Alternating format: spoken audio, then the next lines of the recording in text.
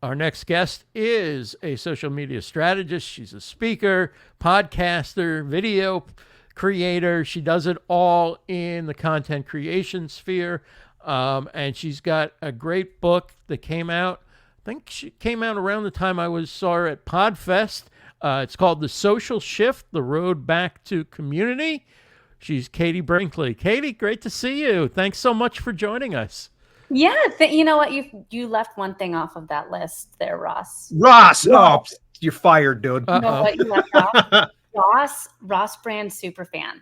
Oh, see, that's true. Perfect. That's heartwarming. Now we got to tell everybody we don't even have to hear the pitch. Go vote for Katie's book at dalelinks.com/vote or livestreamuniverse.com/vote. The subtitle of your book is The Road Back to Community.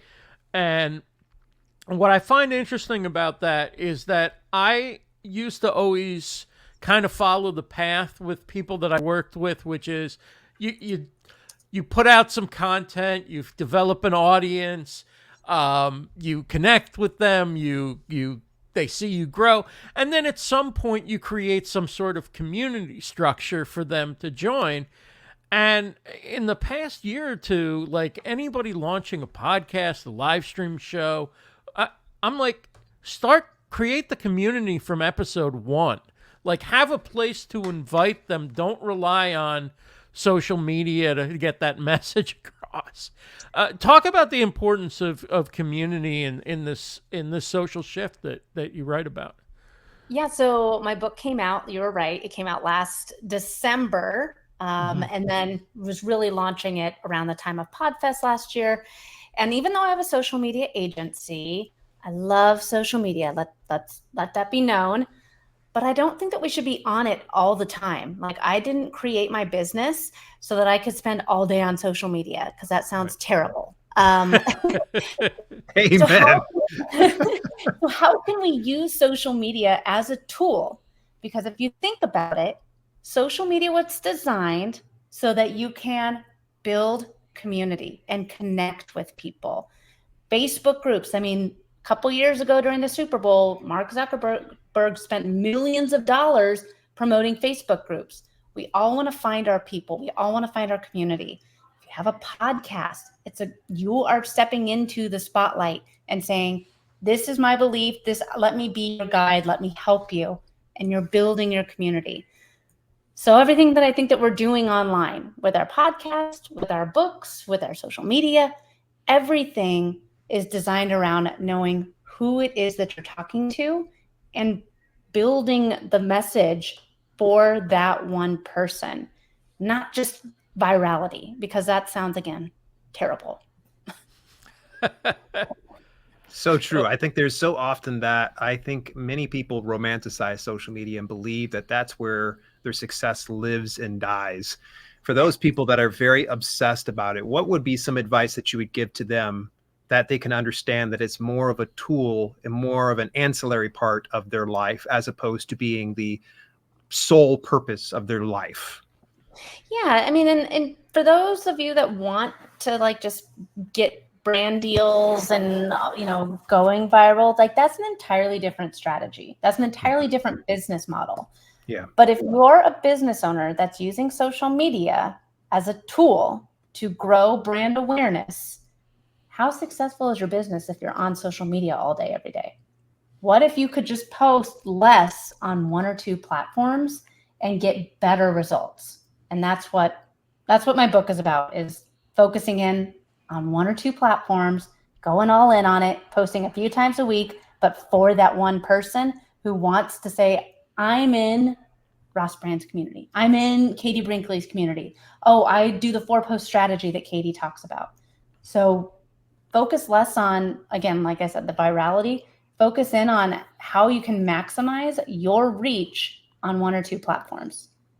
How important is it to build community right on the social platform versus having a destination off the platform to take people to, whether it's a Discord channel or it's a locals community or there's so many different options. But Like, do you want to get them off social media, or do you want to just build a community using the tools that social media gives you? I like to think of social media as that. I mean, so I come from traditional marketing. I used to do media buys and newspaper buys. I know how much it costs for a billboard. And with a billboard, you're just hoping that the right person drives by and can remember your name and your email and your website. You're just hoping that all that clicks from seeing your stuff enough. With social media, you can get directly in front of your target audience. And that, believe it or not, the algorithms are trying to help you, but you have to create the content that resonates with them. So I think that with social media, it's a very affordable way for business owners to get in front of their ideal clients and customers. And from there, but you have to keep in mind, like, I don't go to Instagram to listen to a podcast. I open up Spotify. You have to keep in mind that people are on social media platforms to kill time. How can you make sure that every time that you show up in someone's feed, they say, that's my person, or I haven't seen Ross's content in a while. What's he up to? And they go and type you in. Right. I think that with all of it, kind of long-winded answer here is you need to keep in mind that social media is a spot for you to show up and speak your message to get them offline, but that should not be the goal with every single post. People want to be on social media to kill time. How can you educate them to take and have them say, I'm ready to go one step further with you? So what was the seed of inspiration for writing this book? Obviously, you're very great on camera. You know exactly what you're talking about. So what led you down the path of saying, let me put pen to paper so I can get a book out into the world?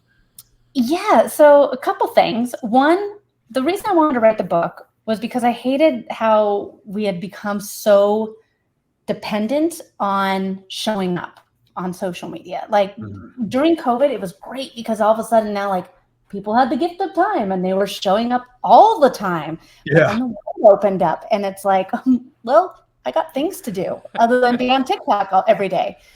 But now we've created this culture of like, oh, I have to show up more. I have to show up more. I have to do more. I have to do more. And then I went to the park and there was a group of teenagers and they were all sitting in a circle and they were like this. No one was talking to each other. Even though I have a social media agency, the real life connections are where the magic happens. How can you build this community online so that the second I show up at PodFest and I see Ross from across the room, we know each other, even though we've only seen each other in 2D form.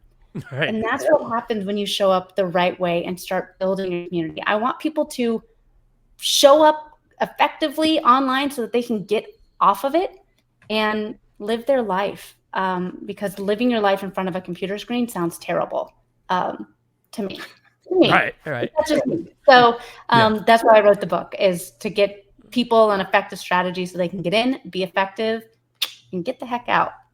The Social Shift, The Road Back to Community is the book. Vote for Katie over at dalelinks.com/vote or liveuniverse.com/vote. I know you're busy. I know you're speaking today and everything. So thank you so much for making time to come on with us. It's always fun catching up. Yeah, it's always good seeing you, Ross. And I can't wait to see, Dale's great meeting you quickly. Thanks for doing this. You guys are rock stars for doing this for so long. And really appreciate you guys sharing the social shift. Thank you so much. Take care, Katie.